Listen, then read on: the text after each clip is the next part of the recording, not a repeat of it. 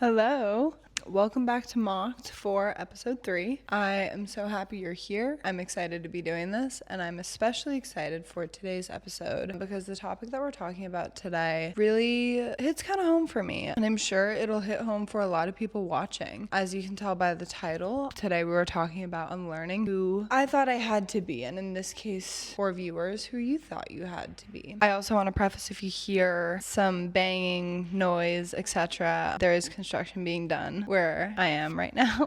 So just bear with me through that. But yeah, I just kind of want to deep dive in. I feel like there is this idea that a lot of people talk about, and that idea is that you need to have it all figured out once you reach kind of your late teens, early 20s. Holy crap, that is just not the case. Reality smacks you in the face. As soon as you hit your late teens, I'd say you go into high school knowing that by the end of high school, you have to make a decision whether you go to college or whether you go into the trades, whether you go into working. There is a decision that needs to be made, but there are so many decisions available. It's very overwhelming. And when I went into high school, I thought that if I didn't go to college, my life would basically be over. I had this idea that college was really the only way to go, or I would only be successful if I had gone to school. After trying the college route, it was not for me. School just isn't for me. And I, for the longest time, was so ashamed of that. I was so ashamed that I was falling behind in classes. I was ashamed that I couldn't seem to do my homework every night like every single person in my class would. I was ashamed that I was in those classes where you do get held behind just to help you learn accordingly. But there was a lot of shame because I knew, or I had this idea in my head that I couldn't get into college, or I wasn't smart enough, or I wasn't capable of doing what everybody else could do. So here comes high school. We're going through high school, right? I get to senior year. I'm like, oh my God, I made it. I'm gonna graduate, but I have no idea what is gonna come after this. I hadn't applied to any schools because I thought my grades were so bad that no school would accept me. I didn't know what I wanted to do for work because clearly I wasn't going to college. And I was freaking out. And this eventually led me into this kind of depressive state that eventually led to what I like to call one of my only truly stereotypical depressive episodes. For the first time in my life, all I wanted to do was stay in bed. All I wanted to do was stay in bed where my problems couldn't hurt me and I could hide underneath a blanket. And it led me into this, like I said, very depressive episode. I became very depressed. I was sad because everyone else seemed to be moving on with their lives and I seemed to be right in the same spot that I always was in. I just felt stuck, and that led me down a really dark hole that was my mindset. It started to spiral into this idea of, I don't know what I'm gonna do, so why be here in the first place? And that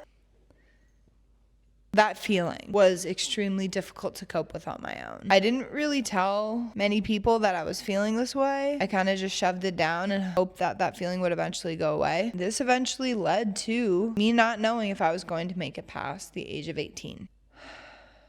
I, at the time, was so overwhelmed with this idea that I had to have it all figured out that I thought, this is so overwhelming, I just don't want to deal with it anymore. I just don't want to be here anymore. I'm not going to beat around the bush here. I mean, suicidal ideations are a very real thing. And I think we are at a point in our societal day today that if you have not experienced suicidal thoughts, ideations, I think you are very fortunate because a majority of people do experience that within their life because of societal standards that we are expected to be upheld to. I was so overwhelmed with the fact that I thought I had to go to college to be successful in life and just to live that I thought I would be better off dead.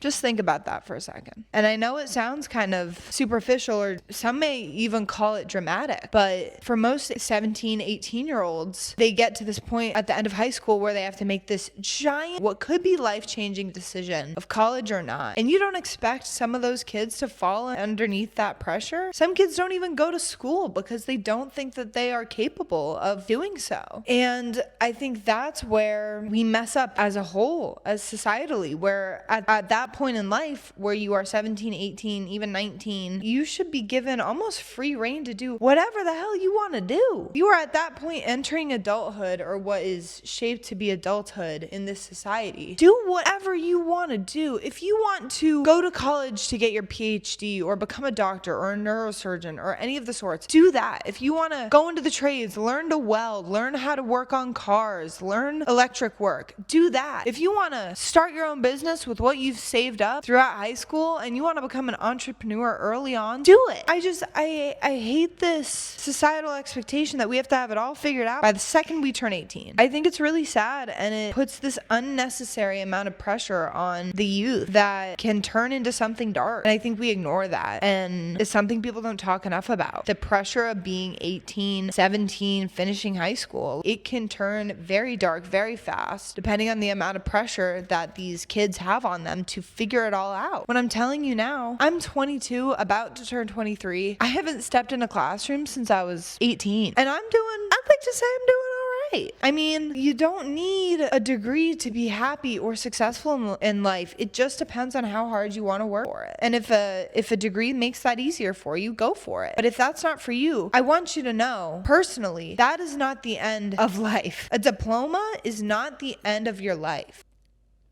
There is so much more beyond high school, and it's hard to remember that when you're at that age where you have all these expectations by everybody to go away to school. When I was struggling with the idea that I would be better off no longer living than facing the failure of not going to school, once I got the help I needed at the time and overcame these suicidal ideations, I, for some reason, had this idea in my head that, okay, if I'm gonna be on this earth, there is no way in hell that I'm gonna be happy and sustainably living. I had this idea in my brain that I was 100% going to be homeless or on the streets at some point. And honestly, now that I'm thinking about it, this idea did not just come from the age of 18. From early on, when I was, I'd say about 12 or 13 years old, I had this idea in my mind that I would not be successful. I would not, sure as hell not be happy, because I would end up on the streets one day. And as ridiculous as that sounds, I mean, think about it. It's pretty sad for a 12-year-old to think that the rest of their life ahead of them is not going to be anything but joyful. And if you were to ask me where this idea came from at such a young age, I don't know.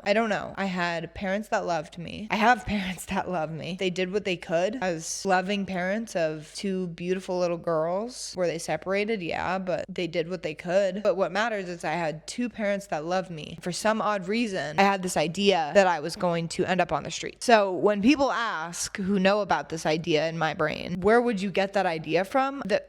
I don't know. I don't know where this came from, but it's something deep rooted, and it's something that I'm continuing to work on every single day. And I think that's the best I could do. We talk a lot about growth and rediscovery of yourself here on this podcast, but it's something that is done every single day, whether you like it or not. You're growing every single day. And I'm still working on where my deep rooted ideologies come from, because if I knew, I could explain to you why my brain works the way that it does. This idea of unlearning who you have to be, or who you think you have to be. Because growing up, I thought I had to be this version of myself that was going to college. I had to be this version of myself that was eventually working when I decided college wasn't for me. I had to be perfect. I thought I had to be perfect. And this idea of perfectionism within myself eventually turned into turmoil growing up. If you were to ask me about my teenage years, I wouldn't want you to.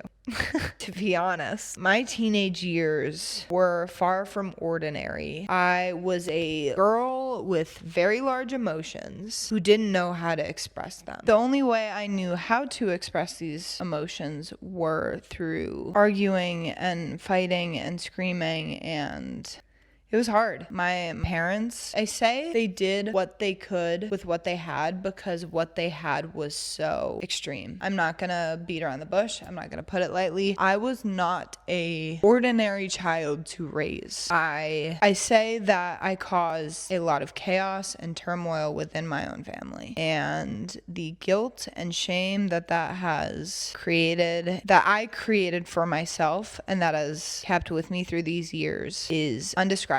But it doesn't mean it didn't happen, and it doesn't mean I'm not here to take accountability for that. I was a child dealing with an undiagnosed diagnosis. We later found out that is bipolar 2. At the time, I had no idea that this is what I was dealing with. I mean, I thought something was severely wrong with me because I felt crazy. I felt crazy on the daily. I didn't know what was wrong with me, but I knew something was wrong. And when you don't have all the answers that you're looking for and you mix that with emotions on an extreme level, you get chaos. You have this person looking for these answers, and when nobody can give them to you because you're not at the acceptable diagnosable age, it's hard. Growing up feeling insane because you don't have all the answers yet is one of the hardest things that I've ever been through. And I cannot imagine if it was that hard for me. I cannot imagine how hard it was for my parents, for my friends, for people who knew me during that period, my teenage years being. I can't imagine what it was like to experience that. It was hard for me. I bet it was harder for them. I can wholeheartedly say that. And I could say that about a few points in my life. The mania I experienced these past 2 to 3 years. I mean, I destroyed relationships and friendships. I tore down what I saw as I walked. It was like I was holding a match and everything was doused in gasoline. I can't explain to you how bad it had gotten once I surpassed my teenage years. It just got bad. My mania progressed. Anyways, the point here is I went through a lot growing up, and a lot of it was based out of my own action, but that doesn't mean it wasn't hard. And one of the hardest things dealing with was trying to accept and come to terms with the fact that your lows and your worst moments do not define who you are as a person. It is still taking me a long time to come to terms with this because of the guilt and the shame that I have carried throughout the years from my teenage and my even a year ago. The guilt that I've carried because of my own actions has made it very difficult to come to terms with the fact that my lows do not define who I am as a person. And I think that is something people are scared to admit because it's so easy to put the blame on somebody when they're at their most vulnerable state. So easy to say, well, you were this and you treated me this way, but nobody wants to talk about why they're treating you that way.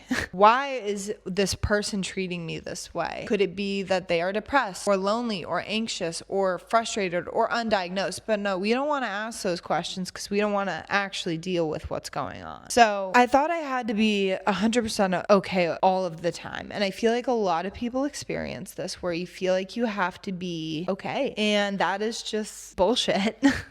To put it simply, it is okay to feel and experience and go through things. I am one that believes that to my core. It is how you define yourself after you go through what you went through. And you are allowed to feel big emotions. You are allowed to be angry and frustrated and sad. It is okay to not be okay. And that sounds cliche, but so be it. Let your feelings feel, but don't let them consume you. That's the point I'm trying to make. You get to decide how you feel and for how long you feel that. Obviously, a breakup grief is going to be different than somebody dying grief. Those spans of time of feeling are going to be very different, but you are absolutely allowed to feel what you need to. And I hate that society tells us differently. I hate that women especially are told to suppress what they are feeling. Everybody as a whole deserves to feel all of what they need to. It's what makes us human, and you can't take that from anybody. You can't let yourself take that from yourself. And I'm constantly unlearning who I thought I had to be. One of my biggest struggles is that in this present day, I have to remind myself that my diagnosis doesn't define me. My bipolar 2 is not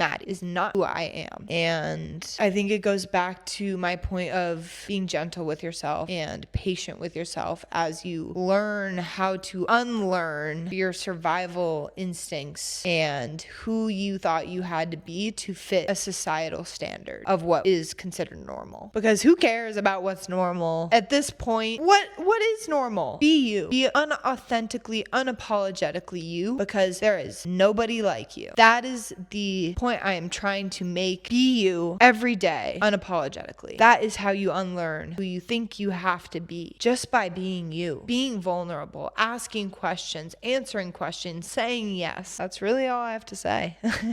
But I appreciate you being here. And if I could leave you with one thing, it is that never take what society projects as normal and associate that with who you have to be, because who cares if who you are aligns with societal norms? It's you, and there's something very special about that. So with that being said, thank you for tuning into episode 3. I'm so happy you are here, and I will see you next time. Bye.